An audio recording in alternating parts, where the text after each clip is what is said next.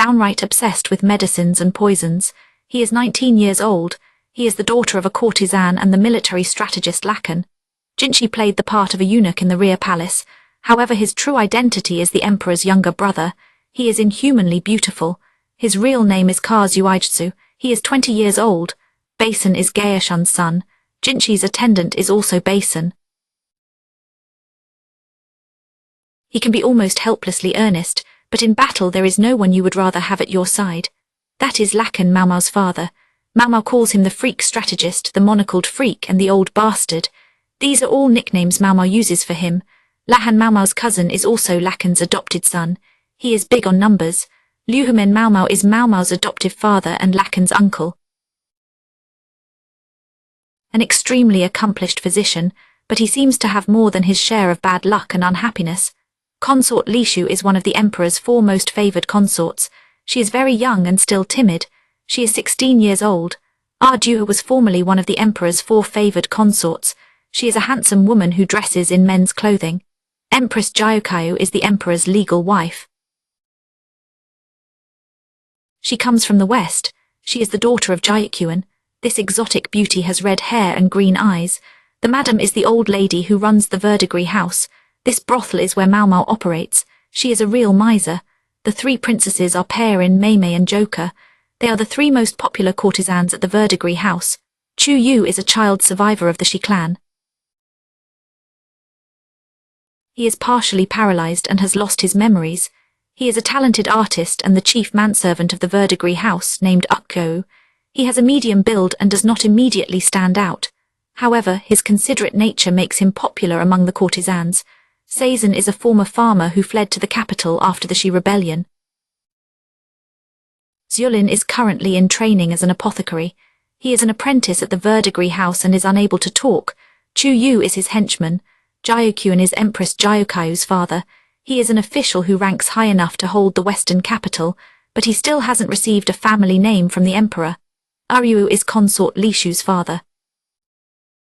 He raised Lishu, but he never loved her. Prologue. Jinchi stared at the crackling brazier. Another cold night was coming.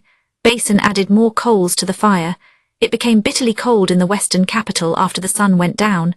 The quick change from the day's heat could make some people sick. Jinchi was not accustomed to nights in this sandy region, but he preferred the chill at the moment. He was resting on a couch with a melancholy expression on his face. A cup of citrus and honey, cut with hot water, sat untouched on the table in front of him. He was thirsty, but he couldn't bring himself to drink. He didn't want to lose the sensation that still lingered on his lips. He let his fingers brush across his mouth, as if to confirm what had touched them just an hour before. A combination of heat and gloom filled his body and wouldn't go away. He could still see her face when he closed his eyes, looking down at him. The stars were the only light above them. He hadn't been able to see her clearly, and yet he felt he could remember her so clearly. Her eyes were usually languid, but now they were dim. Her mouth glistened, warm and moist. A thread dangled from the moisture and then it fell away. It was over, Jinchi saw. He felt a combination of disappointment and relief and then regret. His partner was comfortable. She never blushed and she did not look away in embarrassment. She only stared calmly and coldly down at the man beneath her. Then she licked her lips, sucking in the thread of saliva. She was not savoring the afterglow. Instead, she was simply eliminating all traces as if it had never happened. She sat on Jinchi's back. He was much larger than her, easily twice her size. Her hand rested over his heart. She could feel his heartbeat, but he could not feel hers. What did she think as she felt it race and pound? It was obvious to anyone who looked. The wind caught her hair, sending ripples through it. She narrowed her eyes and looked at him, her alluring lips arched. She seemed to ask, my, done already, although she said nothing. Her smile made clear how much she still had left in her. It meant he had lost. Jinchi's shoulders slumped at the memory. He attempted a reply, but the apothecary girl merely said, "Pardon me," and departed as if nothing had occurred. She stated she heard her cousin calling. It seemed she had nothing more to do here. She would have been more emotional about a dog bite, or a mosquito bite. Jinchi heaved a sigh as he returned to reality. "I knew it, sir. You are not feeling well, are you? said his attendant Basin. If Jinchi said he was feeling fine, Basin would only press him about whether something had happened. If Jinchi said he was feeling unwell, Basin would likely take it upon himself to nurse him back to health. He would never leave the room. There were times when Jinchi wished to be alone. He often wondered why Basin hadn't inherited his father Gaeshun's intuition for knowing when to give him space. The young man could be a bit dense. Jinchi was not the only one who felt out of sorts that day. Basin seemed different from usual as well. His cheeks were redder than normal. It wasn't as if he had suddenly got an excellent circulation. It was more like he was excited about something. Perhaps it was fighting the lion. A bandage was wrapped around his right hand, the hand that had been holding the iron bar. It was swollen. When the apothecary girl saw it, she declared, "It's broken," and promptly began to check him over. But inside, she probably had questions about the unusual young man. "You look more tired than I do today, Basin. You ought to go get some rest." "By no means, sir, not after what just happened. Who knows if they might try something else," he said earnestly. Jinchi really wished he would take a hint. Jinchi picked up the honey water, but he didn't drink it. He just let it warm his hands. Even if he had changed into his sleepwear and gone to bed, Basin probably still wouldn't have left. There was another couch in the room. A cushion could double as a pillow if needed. Jinchi couldn't sleep, and it seemed Basin couldn't either. Was it the adrenaline from fighting a large animal, or was it something else? It was more than just the usual furrow in his brow. Basin's lips were twisted into a frown. A memory seemed to flit into his mind. Each time it happened, he would blink, then shake his head suddenly as if to get rid of it. It was very suspicious. One of the strange things about humans is how they become calm when someone else is struggling more than they are. Jinchi let out another deep sigh. He couldn't go on like this. The night's banquet might have been over, but there were still more meetings tomorrow. He decided to find some balance. He realized, however, that being alone would not be the best way to gather his thoughts. Instead he said, "Basin." "Yes, Master Jinchi," Basin replied using Jinchi's assumed name. That was easiest for Jinchi. If Basin wasn't going to call him by his true name, as he had when they were children, then this was the next best thing. Have you ever succeeded in bringing someone around? Frankly, Basin was not a very good choice to talk to about such matters. Jinchi wasn't looking for a serious response. He could answer his own questions. He just wanted to talk out loud so he didn't sit there with his mind going in circles. Basin didn't need to understand exactly what Jinchi meant. He just needed to offer a yes or a no or a grunt here or there. How so, sir?" "You have spoken to so many people since we arrived here that I do not know whom you might be referring to."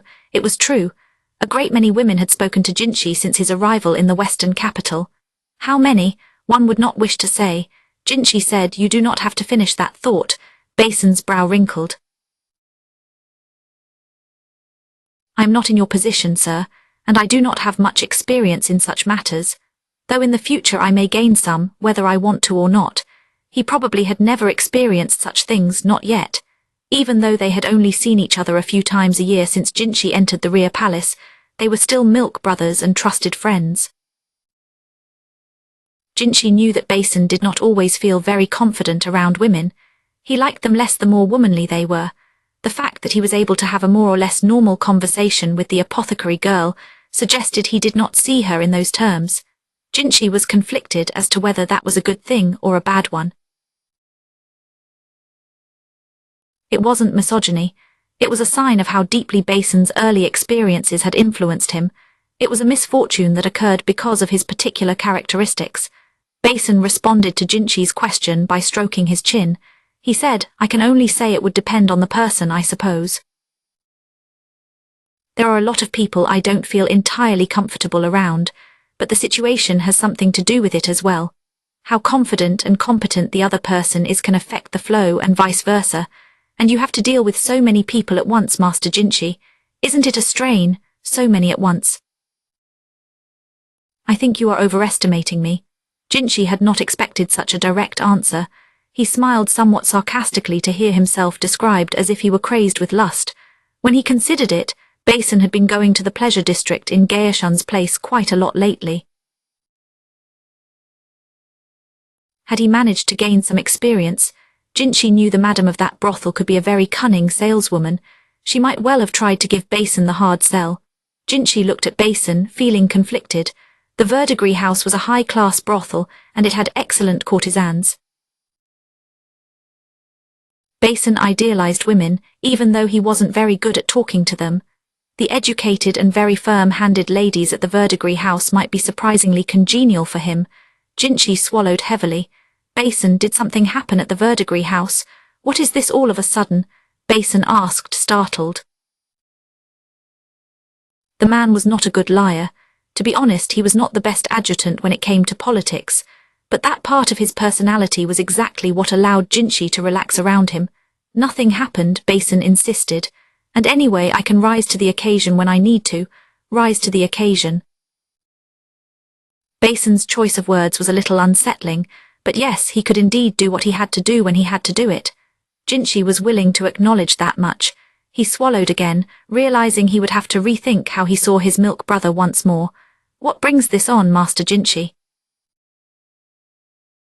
Did something happen with you? No. It is simply that there is someone I would very much like to triumph over, Jinchi said. He had to struggle to get the words out. He was nowhere near smooth enough to handle so many women at once, and he wanted to avoid inflating Basin's opinion of his abilities any further. He went on, I had gotten the idea that I knew how to play this game. This person can be quite elegant, but I am supposed to be the superior one. Perhaps I trusted that too much. That illusion was thoroughly shattered tonight, and it has left me feeling quite pathetic. He might not always have a great deal of confidence, but he had at least had some. He had lost count of how many women had shown interest in him during his 6 years at the Rhea Palace. This experience had given him a rather conceited belief that he could easily win their affections. Basin was looking at him with a hint of amazement. This person must be quite skilled, sir, to make you say that. Yes, at least Basin didn't seem to realize whom Jinchi was talking about. Thankfully. We fought over something minor, he said. I started the fight and I lost it. Basin looked puzzled for a second, but then he said, as if it all made sense to him. Are you lost, sir? So that is what you mean. A sparring partner, sir. What a bore they must be. He could be perceptive at the most surprising moments. Perhaps it would sound insulting to suggest Jinchi was startled to realize Basin even knew what it really meant to have rivals in love. But that Rikusen wasn't that his name. He might look like just another pretty face, but he shouldn't be underestimated. He was a direct subordinate of the strategist Lacan, but he wasn't the one Jinchi was worried about. So there was someone at that banquet who could make even you admit defeat, Master Jinchi, Basin said quietly, looking profoundly thoughtful. Don't flatter me, please. I know that I am still young. My opponent is like a willow tree or like trying to shove a curtain. No matter how much I push or strike, they simply roll with it. The question was what my inexperienced self should do. He supposed the only thing that would help was to gain some experience, but how could he do that? He didn't want to romance another woman, and it didn't seem wise to go to a brothel simply because there supposedly wouldn't be any consequences. It was then that Basin said something quite unexpected. Can I be of help in some way? I'm sorry, Jinchi said, nearly dropping his water. He knew for a fact Basin was straight, so how could he say that? And yet Basin went on, I must confess I'm not very capable. I'm all too aware that you are far more skilled than I am, Master Jinchi.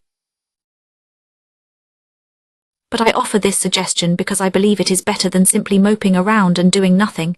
Basin, yes, he was right. And if Jinchi did it with Basin, then on some level it did not truly count, did it? That must be what the young man was thinking. Well, but no, wait, something was off here. Basin said, skill I may lack, but I'm confident in my stamina, in how much I can endure. Jinchi stammered, stamina. I really don't think this wasn't a conversation Jinchi could continue. He quailed. Perhaps Basin had been taught some twisted game at the Verdigris house, he fretted. Should he report this to Gaia-shun? Basin was looking at Jinchi, completely serious. He seemed excited, but not in the overheated way he had been earlier. Just think of it as practice, sir, nothing more. I may not be the person you have in mind, but just pretend. Jinchi lapsed into thought and then jumped into action. He placed the water on the table. Then he rose from the couch and slowly stood before Basin. "Shall we move somewhere, sir? It is a bit cramped here." "No, this space is enough. They did not need to use the bed." He really didn't want anyone to see them, so he had to finish this while they were still in the room. Basin was about 2 suns shorter than Jinchi. He wished Basin might shrink another 7 suns. Jinchi leaned in and Basin backed away. What was this? He acted so much like the very person Jinchi was imagining. "Master Jinchi, it's all right, that's perfect. I am empty-handed, so am I, yes." Now that he thought about it, he had heard tell of employing all manner of tools and contraptions, but he had certainly never expected Basin to bring up such a thing. Jinchi was sure they had taught him perverse things in the pleasure district now. Perhaps he shouldn't mention it to Gaeshun though. All right. Jinchi had no more reason to hesitate then. He didn't need to be inordinately restrained. Each time Jinchi got closer, Basin opened up the space again. It wasn't with the slight stagger of the apothecary girl, but with the agility of a trained soldier. "Master Jinchi, this person never initiates but only responds to what is done. So, Master Jinchi, I should." Basin looked at Jinchi, deeply concerned. His back was already against the wall. Jinchi had succeeded at that before. It could almost be called his specialty. With Basin all but cornered, Jinchi planted his hand firmly against the wall. "Bam, Master Jinchi, no, be quiet." Jinchi focused his imagination. He was picturing not his milk brother but the person he wished to best. He had to act before the mouth spoke. This mouth was usually so inarticulate, but it became voluble and clever at the oddest times.